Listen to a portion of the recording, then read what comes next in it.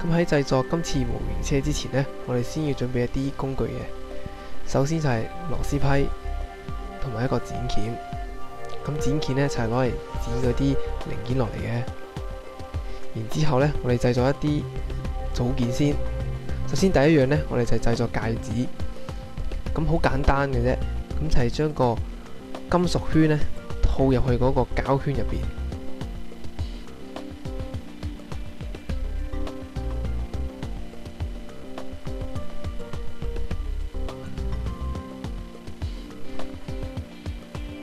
咁我哋要做分別呢係要做4個嘅。好，跟住下一樣呢，就係製作滑輪。咁同樣地都好簡單，將個膠環呢套入嗰個膠圈入邊。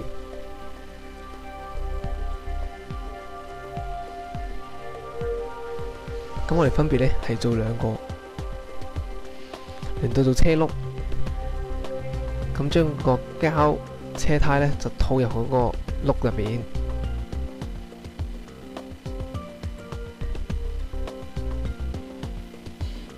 咁當然就要做4個車轆啦。咁而下一樣呢，就係做個摩打架啦。咁你會見到呢，有一塊好似一個 L 字形嘅金屬片。咁我哋要對準某啲位置呢，先可以將塊金屬片呢穩固咁擺喺嗰個摩打架上面嘅。咁直接聽到啪一聲呢，咁即係代表已經 OK 噶啦。而且有一塊另外係細啲嘅。咁同樣啦，大家對翻嗰個位，有個凹陷位對翻佢嗰個嘅凹陷位置，又係直接啪一聲，咁就 OK 噶啦。咁背面就係咁樣嘅，你見到2塊細金屬片突咗出嚟嘅。咁而呢2塊細金屬片呢，就係對準摩打嗰2個接觸金屬嘅。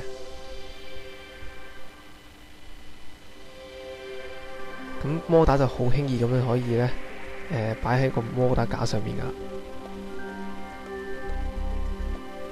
好，然之後就製作後邊嘅防撞欄啦。咁防撞欄就有2個滑輪嘅。咁而呢2個滑輪呢，就並唔係之前我哋所製作嘅滑輪。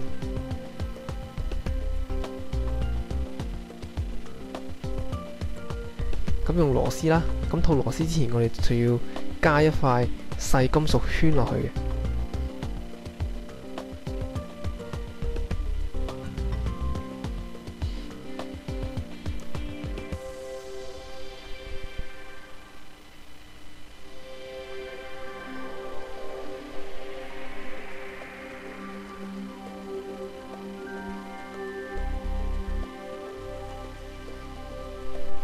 咁就用螺絲批呢，將嗰個滑輪同埋金屬圈呢，用螺絲一次過呢，就扭落去個後防撞欄度。咁而我哋分別呢係做左右兩邊嘅。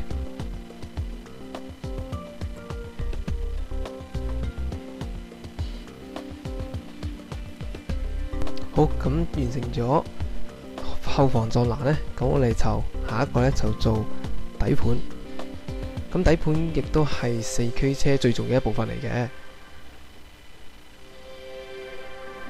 咁我哋首先用一條軸心，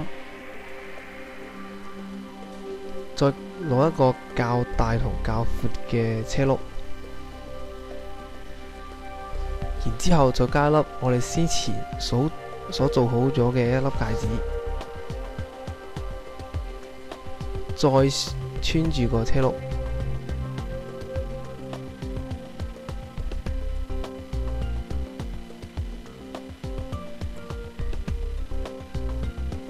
跟住我哋要用一粒啡色嘅齒輪，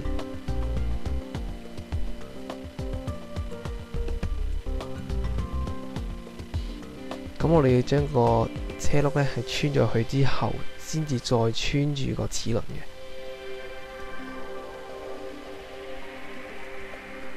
咁當然啦，我哋喺呢一邊嘅時候呢，都要加翻粒戒指落去。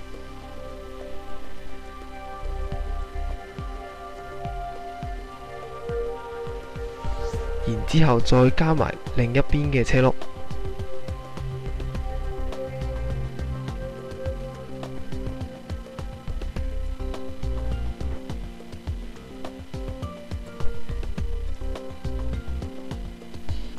好啦，跟住我哋攞黑色嘅齒輪，再穿住一條細嘅軸心。咁我哋睇住留意金屬軸嘅突出位置咧，係要咧喺翻適當嘅位置嘅。而今次嘅組合咧，係要加埋個摩打架一齊擺落去。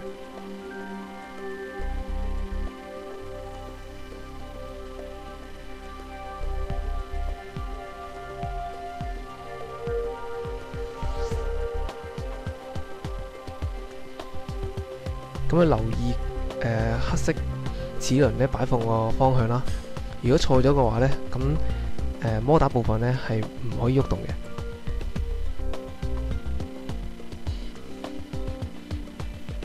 好，咁跟住就加翻個固定摩打齒輪部分嘅架落去啦。咁好簡單嘅啫，對翻嗰啲卡位之後呢，咁就好輕易咧就可以將放落去啦。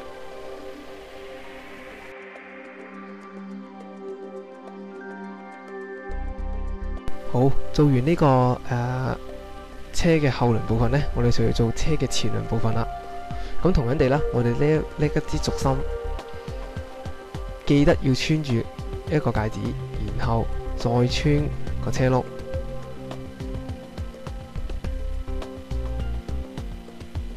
咁另一邊嘅戒指呢，就都係要穿咗軸心入去個車嘅底盤先，然之後再加另一粒嘅戒指。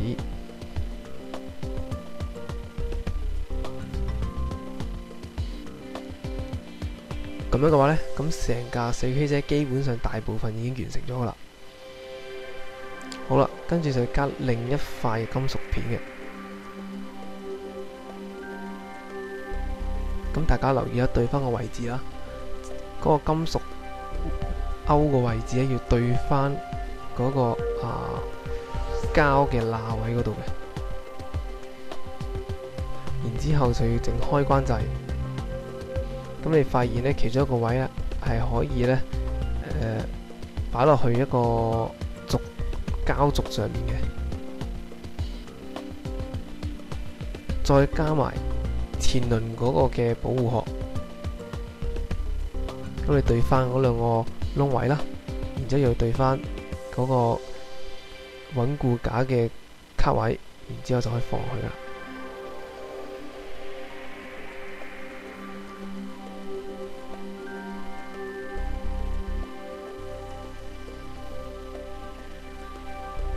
好啦，咁我哋先前後做嘅後防撞欄呢，咁再用銀色嘅螺絲呢，再加埋落去。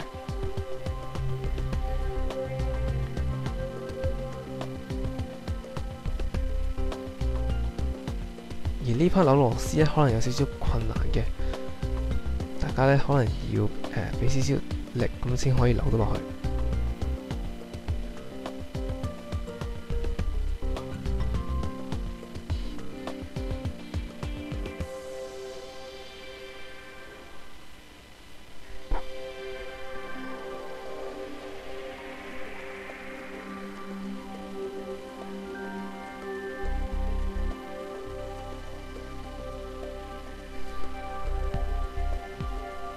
係啦，就係咁樣就整咗個後防撞欄啦。然之後呢，我哋就最後啦，就整埋前面防撞欄嘅滑輪。咁呢個呢個滑輪呢，就係我哋之前所做好咗嘅藍色滑輪。好啦，咁今次呢都係要記得要加個細嘅銀色金屬圈落去。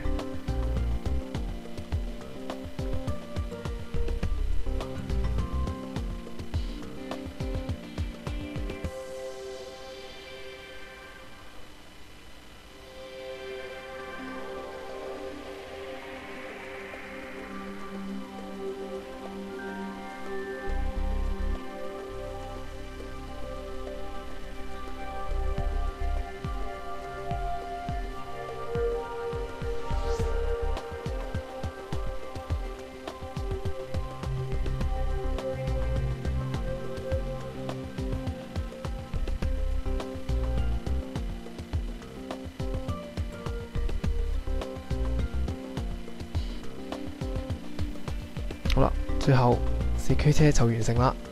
咁多謝大家觀看。